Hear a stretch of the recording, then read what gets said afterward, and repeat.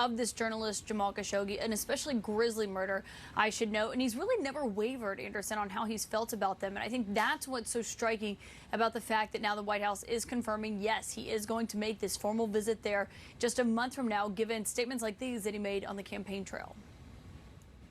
After the cold-blooded murder of a journalist, giving the Crown Prince of Saudi Arabia the benefit of the doubt. I think it was a flat-out murder, and I think we should have nailed it as that. We were going to, in fact, make them pay the price and make them, in fact, the pariah that they are.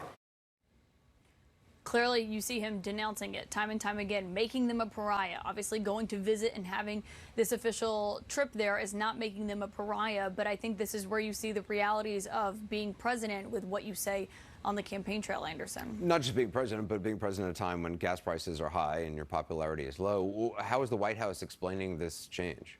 Yeah, there's no denying that that plays a factor, a massive factor in why the president is going. The White House isn't saying as much publicly. They are saying that oil will obviously be on the agenda when President Biden goes there for this visit. Instead, they're pointing to the fact that there are other national security interests at play here, noting that past presidents also met with Saudi leaders. And yes, that is true, but I think it's just striking given how much and how vocally the president denounced Saudi Arabia when he was on the campaign trail. That's what the White House is running up against. And it's clear President Biden himself was not eager to make this visit, to go and have to interact with the Crown Prince, someone that he hesitated speaking with even initially. He only wanted to talk to the king, something that the White House went out of their way to say. But obviously they are going to come face to face during this visit. And it's something that even his own allies typically are criticizing him for. Democrats saying that he should go and meet with anyone but the Saudi Crown Prince, which of course the U.S. intelligence community concluded he had authorized the murder of this reporter.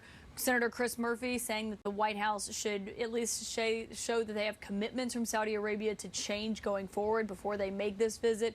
And other officials just saying that Saudi Arabia does not share the United States values, and therefore this high-level meeting should not be granted to them, given, of course, President Biden has made clear how he feels. Yeah, Caitlin Collins, appreciate it. As we said, rising gas prices are probably a big motivator here for the president's meeting with the Crown Prince. I want to talk more about inflation in gas and other prices. Our favorite and our only senior data reporter, Harry Enten.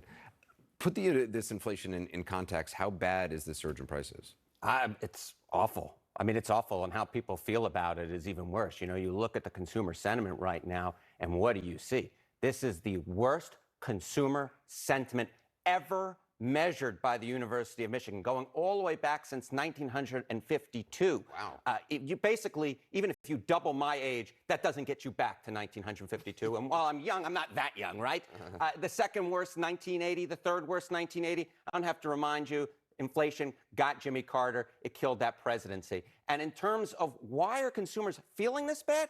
Well, it's pretty clear why they're feeling this bad, and that is because the consumer price index is the worst it's ever been in a midterm cycle since '74. It's the worst it's been in any presidential cycle or midterm cycle since 1980. So it's not much of a surprise. You can see it. It's literally off the charts on the table on your screen. And how does President Biden's performance rate? Awful.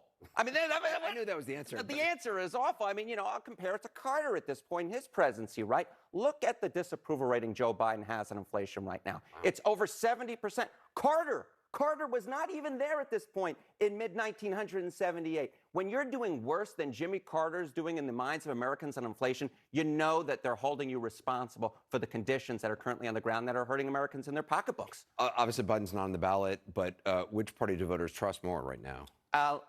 You know, we might as well call this segment the not surprise segment. The Republican Party, they much more trust the Republican Party by 20 points, 51, I think, to 31. You see it on your screen right there.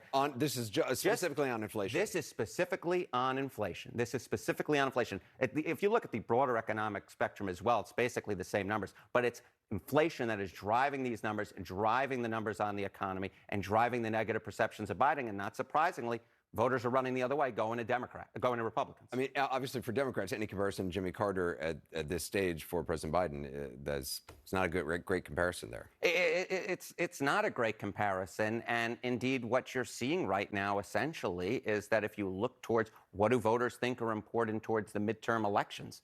And inflation has got to be what, number one? Number one, numero uno. What you see right now, look at this, 48% say the most important issue in their vote for Congress is the economy. Gun violence is not anywhere close. Abortion's not anywhere close. Immigration, which Republicans were going to want to run on, not anywhere close. And here is, I think, the big takeaway. When you look at your generic congressional ballot, so put it all together, right? We're going to make this giant stew for you. What do voters feel right now? Look at this. On the generic congressional ballot, we're just looking at the best Republican positions dating all the way back since 1938. This is the best, I repeat, the best Republican position on the generic congressional ballot, basically of all time, at any point in this, at this point in a midterm cycle. And if you look at the other ones that are anywhere close, 2010, 1998, 2010, I said that already, 2002. Who won in those midterms? All of them resulted in Republican majorities. Look, history isn't always prologue.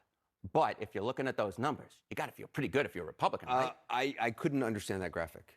Well, that's why I'm here to explain it to you. Just put it back up. Put it back up. Put it back up. While you were yelling at me, I was trying to look at what it was. I was trying to distract you. Okay. What? So here, take a look here. What is the that? best Republican positions on the generic ballot. So look at the polling. And what you can see is right now, Republicans plus 3 points in the 2022 cycle.